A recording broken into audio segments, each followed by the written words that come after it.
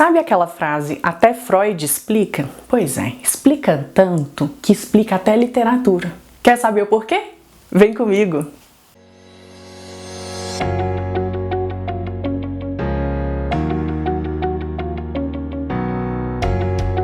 Oi gente, tudo bem com vocês? Eu sou Marina Almeida, professora de inglês e de literatura, e nesse vídeo vamos começar a estudar a crítica psicanalítica. Creio que esta será uma série de 3 vídeos porque vocês já sabem, né? Eu sou meio Caxias e a gente tem muita coisa para falar.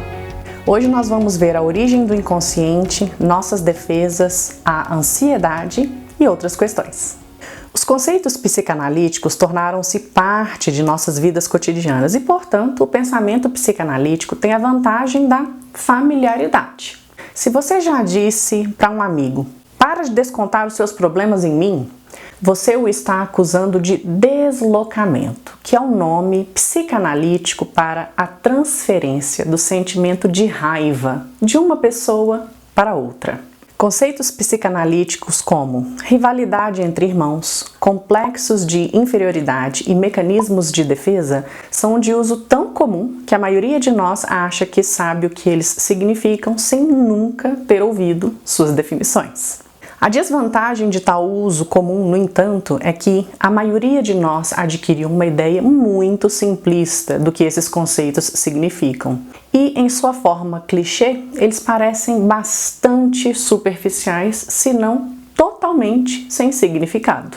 Aí você junta esse fato ao medo de que a psicanálise possa invadir o nosso ser mais privado e nos revelar de uma forma inadequada, até mesmo doente, e o resultado muitas vezes é uma desconfiança arraigada. Sabe aquela sensação de que não somos normais? Sabe de que tem algo errado com a gente? Muitas vezes pensamos que a psicanálise é impossível de entender ou subestimamos o seu significado. Assim, em uma cultura que utiliza conceitos psicanalíticos em sua linguagem cotidiana, frequentemente percebe-se uma rejeição indiscriminada da psicanálise como uma forma útil de compreensão do comportamento humano.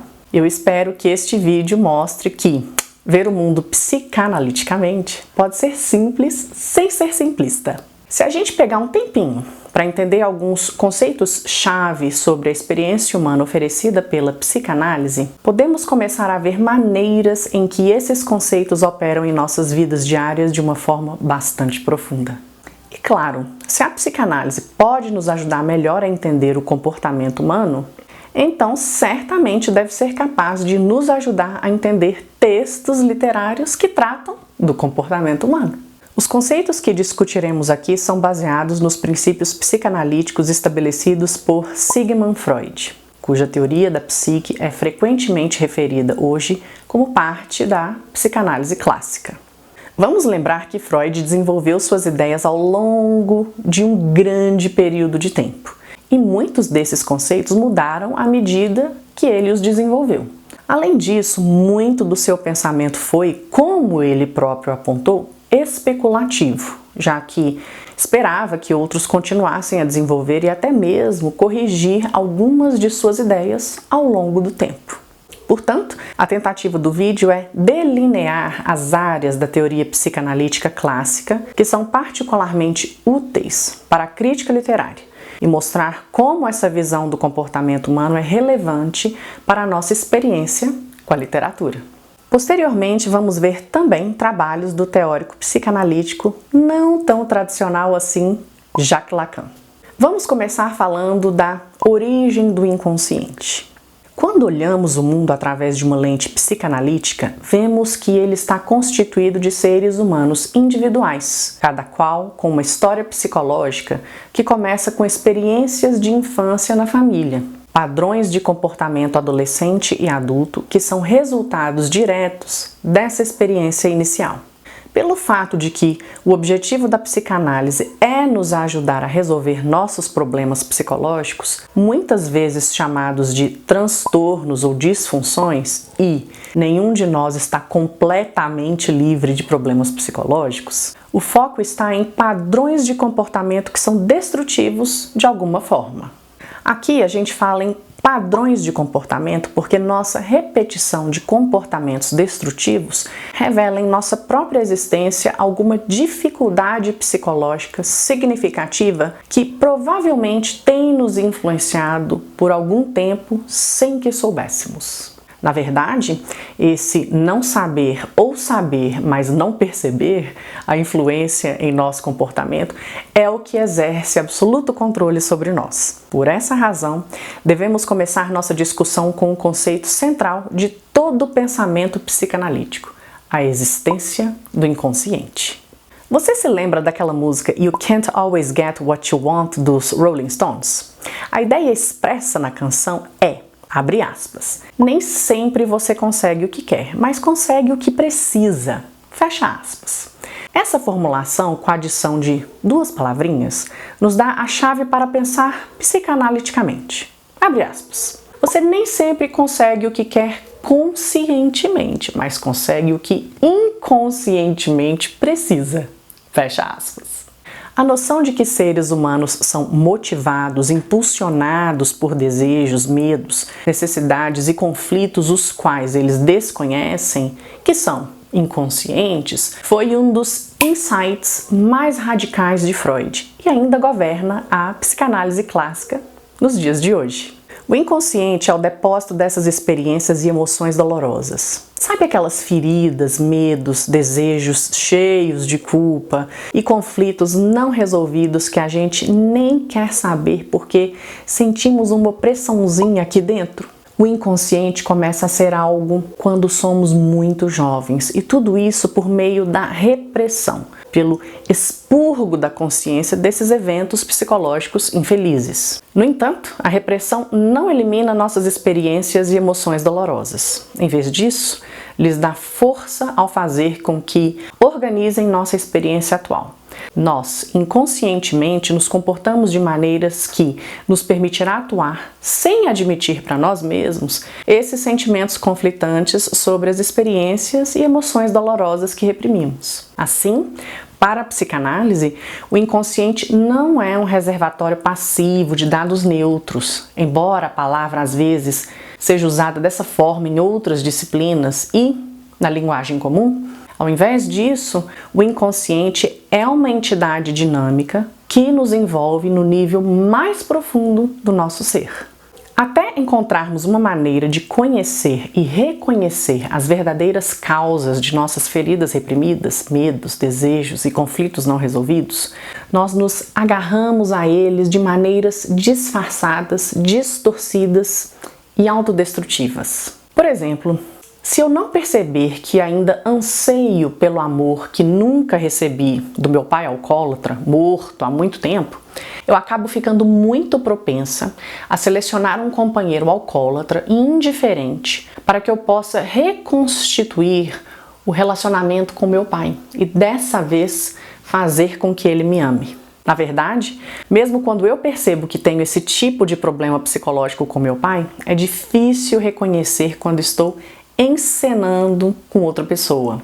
Na verdade, eu provavelmente não vou conseguir ver a profunda semelhança entre meu pai e meu amado. E por quê, né, gente? Porque eu vou me concentrar nas diferenças superficiais. Sei lá, meu pai tem cabelo escuro e o meu atual namorado é loiro.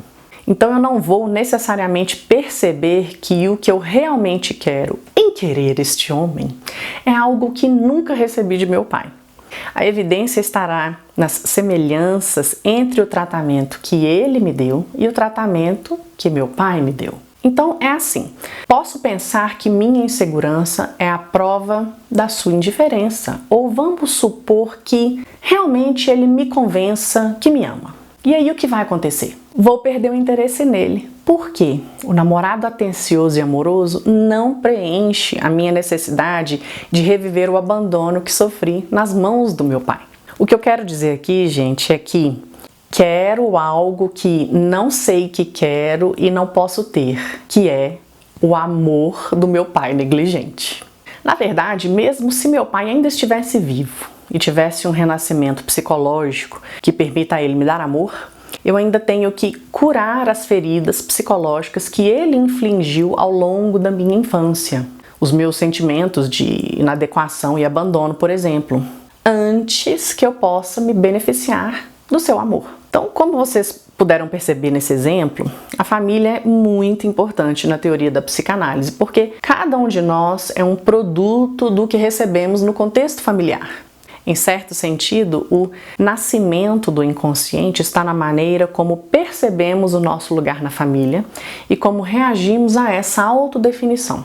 Por exemplo, tudo que eu vou falar aqui vai estar entre aspas. Quando a gente diz pra gente mesmo, eu sou um fracasso, eu sou a criança perfeita, devo sempre estar em segundo lugar em relação ao meu irmão, não sou digno de amor, ou eu sou responsável pelos problemas dos meus pais. O conflito edipiano, competição com o pai ou a mãe do mesmo sexo pela atenção e afeição do pai ou da mãe do sexo oposto, e todas as ideias comuns da velha teoria freudiana, por exemplo, como já até citei aqui, a rivalidade entre irmãos, inveja do pênis, ansiedade, castração, são apenas descrições das formas dominantes em que os conflitos familiares podem ser vividos. É importante notar que ligações edipianas e etc. são consideradas estágios de desenvolvimento. Em outras palavras, todos nós passamos por essas experiências e são uma parte natural e saudável do amadurecimento e do estabelecimento de nossa identidade. É quando não superamos esses conflitos que temos problemas. Um outro exemplo: se eu continuar competindo com a minha mãe pelo amor do meu pai, uma competição que pode continuar no meu inconsciente muito depois de um ou ambos os pais mortos, provavelmente me sentirei mais atraído por homens que já tenham namoradas ou esposas. E por que isso, gente? Porque o seu apego a uma outra mulher me permite repetir aquela competição com a minha mãe e ganhar dessa vez. Claro, eu poderia não ganhar dessa vez. E mesmo se eu ganhar, uma vez que eu o ganhe, perderei o interesse nele. Embora eu provavelmente não perceba conscientemente, a desejabilidade está em seu apego a outra pessoa. Uma vez que ele é meu, já não é mais tão emocionante assim. Uma maneira comum pela qual os homens reproduzem os apegos edipianos não resolvidos envolve o que muitas vezes é chamada de atitude de menina boa ou menina má. Aquela mulher para casar e mulher para galinhar, para farriar. Se o cara permanecer em competição, geralmente inconsciente, com o pai, pelo amor da mãe, é provável que ele lide com essa culpa categorizando as mulheres como a mãe dele. Então, meninas boas, mulheres para casar. Ou, não é como a minha mãe, então, meninas más, mulheres para farriar, para galinhar. Em seguida a essa classificação, ele desfrutará apenas de sexo com as meninas más. Em outras palavras, porque o eu inconscientemente associa o desejo sexual com o desejo pela mãe, esse cara se sente culpado e sujo.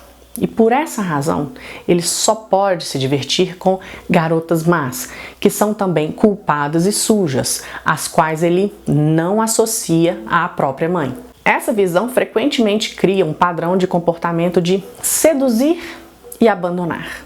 Quando ele seduz uma mulher para farriar, futuramente vai abandoná-la, porque ele não se permite ser permanentemente apegado a alguém tão indigno de casamento, isto é, indigno de ser classificado como a própria mãe. Então, quando ele seduz uma mulher para casar, duas coisas acontecem. A primeira, ou ela se torna uma mulher para farriar, e como outras desse tipo é indigna do compromisso permanente, e a segunda coisa, ele se sente tão culpado por sujá-la, que é como sujar a mãe, que abandona essa mulher para evitar a culpa. A questão aqui é que, para homens e mulheres, apenas quando reconhecemos as motivações psicológicas do nosso comportamento destrutivo é que podemos mudar tal comportamento. Vamos falar agora das defesas da ansiedade e outras questões centrais. Nossos desejos inconscientes de não reconhecer ou mudar os comportamentos destrutivos, lembra que formamos nossas identidades em torno deles e temos medo do que encontraremos se examiná-los muito de perto? Isso tudo, gente, é provocado pelas nossas defesas. As defesas são os processos pelos quais o conteúdo do nosso inconsciente é mantido lá no inconsciente.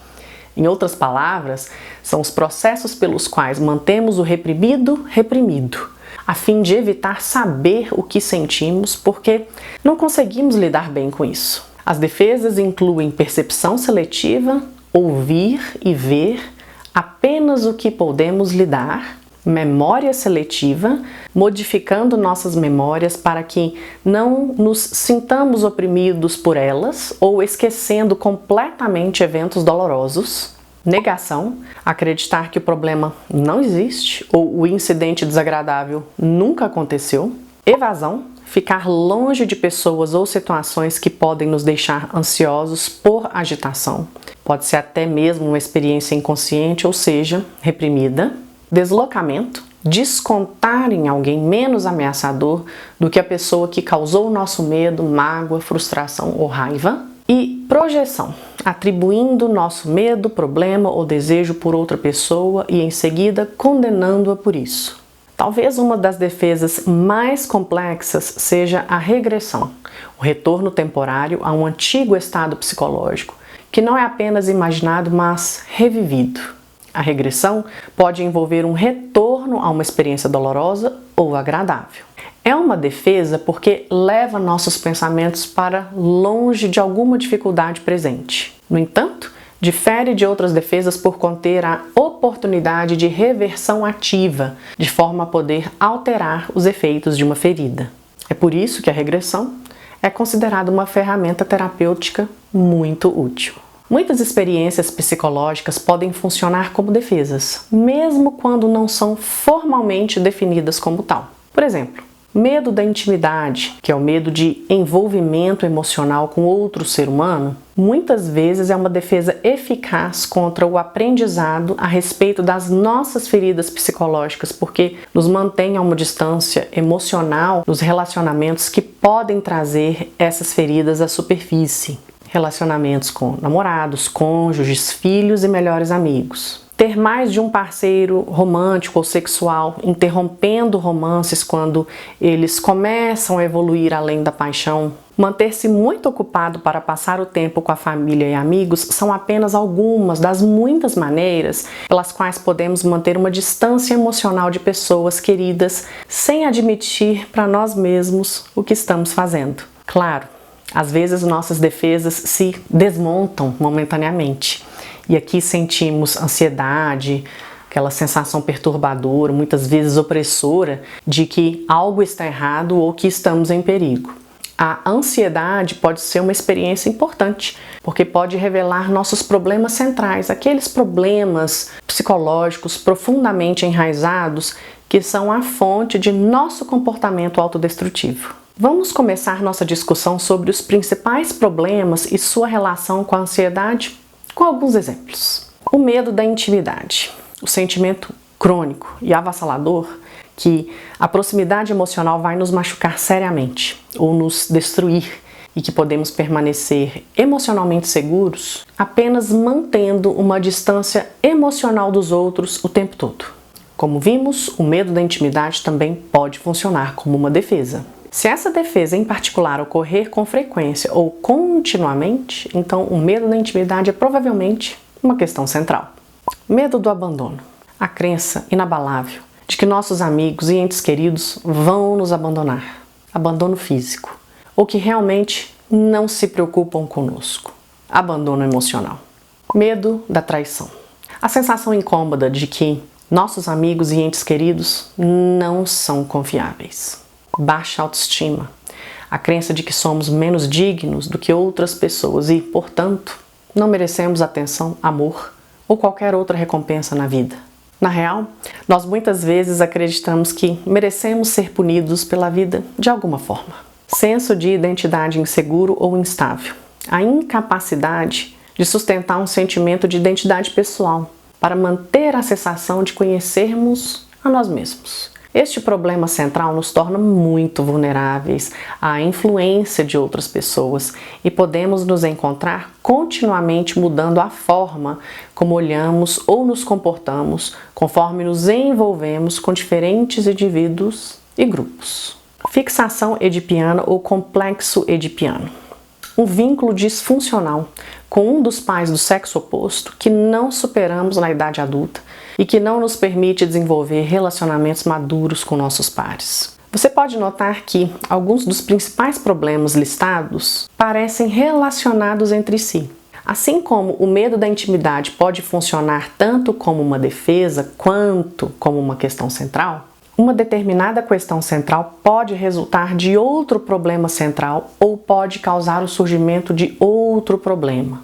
Por exemplo, se o medo do abandono é o meu problema central, estou sujeita a desenvolver o medo da intimidade, que também se torna uma questão central.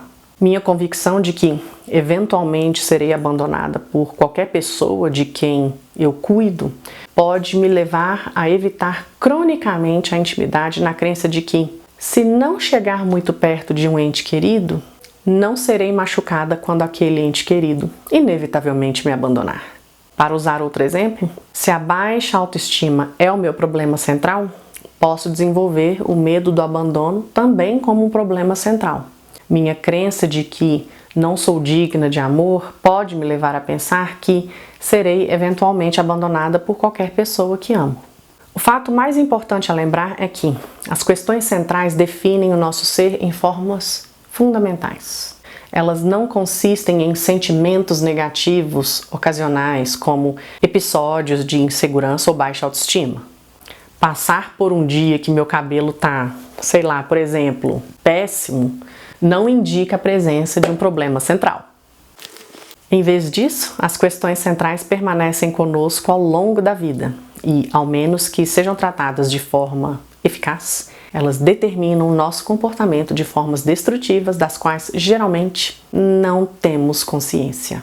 Em outras palavras, a ansiedade pode nos dizer muito sobre nós mesmos, porque ficamos ansiosos em situações em que nossos problemas principais estão em jogo. Por exemplo, eu fico ansiosa quando um dos meus amigos vai ao cinema com outro amigo, porque isso me faz reviver o abandono que senti de um pai negligente. Quer eu veja ou não a conexão entre esses dois eventos. Ou seja, agora me sinto abandonada porque fui ferida por ter me sentido abandonada quando criança. E estou ansiosa porque não quero admitir eu mesma que, de alguma forma importante, fui abandonada pelos meus pais. Então eu fico zangada, fico magoada com meu amigo, sem exatamente, conscientemente saber o porquê. Meu inconsciente conhece o motivo e é isso que me deixa ansioso. Dessa forma, a ansiedade sempre envolve o retorno do reprimido. Eu estou ansiosa porque algo que eu reprimi, alguma experiência dolorosa, assustadora ou de culpa, está ressurgindo e eu quero mantê-la reprimida. A psicanálise, como forma de terapia, é o trabalho controlado da ansiedade. Seu objetivo, ao contrário da psicologia do ego, que é uma forma popular de terapia hoje, não é fortalecer nossas defesas ou nos restaurar para a adaptação social, mas quebrar nossas defesas a fim de efetuar mudanças básicas nas estruturas de nossa personalidade, bem como na forma como agimos. Tá, Marina, mas e aí? Sem a ajuda da psicoterapia, como que eu posso aprender sobre as operações do meu próprio inconsciente? Como vimos anteriormente, os padrões em nosso comportamento fornecem pistas que podemos reconhecer, principalmente na área das relações interpessoais e, dentro desse domínio, especialmente em nossas relações românticas ou sexuais, porque é aqui que nossos conflitos iniciais não resolvidos dentro da família são reconstituídos. Além disso, temos acesso ao nosso inconsciente por meio dos sonhos e por meio de quaisquer atividades criativas, porque tanto os nossos sonhos quanto a criatividade, independentemente de nossa vontade ou desejo consciente, baseiam-se diretamente no inconsciente. Então é isso por hoje, pessoal. Eu espero que vocês tenham gostado desse bate-papo inicial. No próximo vídeo vamos ver os sonhos e seus símbolos. o significado da morte e o significado da sexualidade. Deixe aqui o seu like se você gostou, seu dislike se você não gostou, suas críticas e sugestões. E eu te vejo no próximo vídeo. Até lá! Um grande beijo, tchau!